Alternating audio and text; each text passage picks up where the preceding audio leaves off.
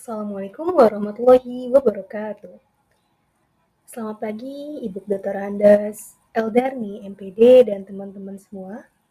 Saya Azira Zahran Tiara dengan NIM 240180066 dari sesi 0217. Pada presentasi ini, saya akan menyampaikan hasil proyek akhir dengan judul Penyelenggaraan berbagai jenis boarding school dan kualitas lulusannya dalam konteks pendidikan agama.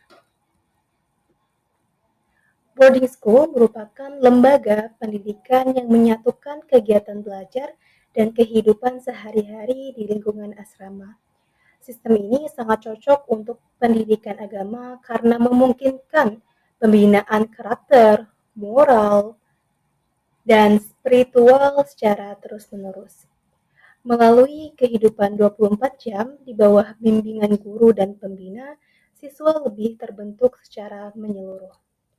Boarding school adalah sekolah yang mewajibkan siswanya tinggal di lingkungan asrama selama proses pendidikan berlangsung.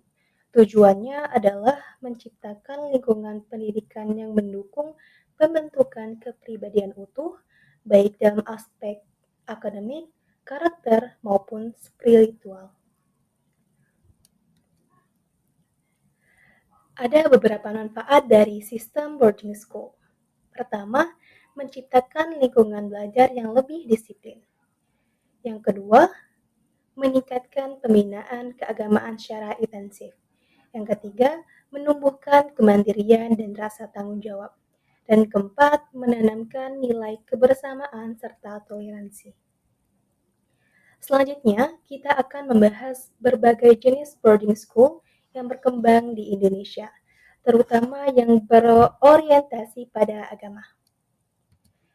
Yang pertama, ada pesantren tradisional.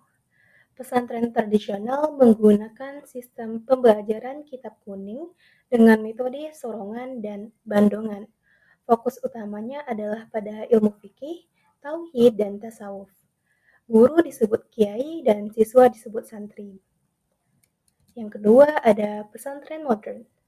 Pesantren modern menggabungkan kurikulum nasional dengan kurikulum agama. Contohnya adalah Pondok Modern Gontor.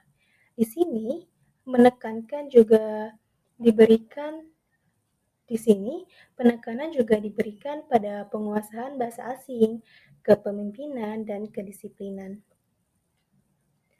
Yang ketiga ada Madrasah Aliyah Berasrama.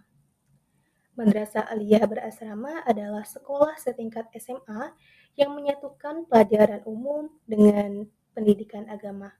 Tujuannya untuk mempersiapkan siswa agar siap melanjutkan pendidikan ke perguruan tinggi dengan bekal nilai-nilai Islam yang kuat. Yang keempat, ada Sekolah Islam Terpadu atau SIT berasrama menggabungkan pendidikan umum dan agama. Programnya meliputi hafalan Al-Quran, ibadah harian, dan pembinaan akhlak. Sekolah Kristen atau Katolik berasrama menekankan pembinaan iman, karakter Kristiani, dan kepemimpinan dalam pelayanan. Selanjutnya kita masuk ke sistem pendidikan yang dijalankan di boarding school. Yang pertama, boarding school umumnya menggabungkan kurikulum nasional dengan kurikulum khas keagamaan. Metode pembelajaran yang digunakan meliputi ceramah, diskusi, hafalan, dan praktik ibadah. Kegiatan ekstrakurikuler seperti seni, bahasa, dan organisasi juga menjadi bagian dari sistem pendidikan.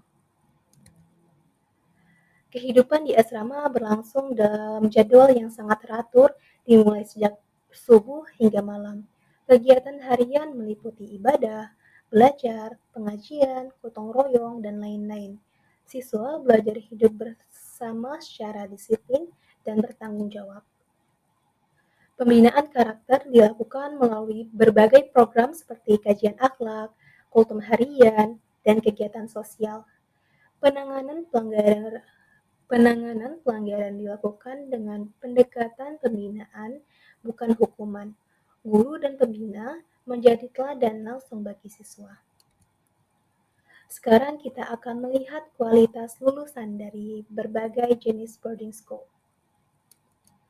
Pertama, dalam aspek keagamaan. Lulusan boarding school memiliki pemahaman agama yang kuat dan terbiasa mempraktikkan ajaran agama dalam kehidupan sehari-hari. Mereka mampu menjadi imam, penceramah, bahkan tokoh agama di masyarakat. Yang kedua, aspek akademik.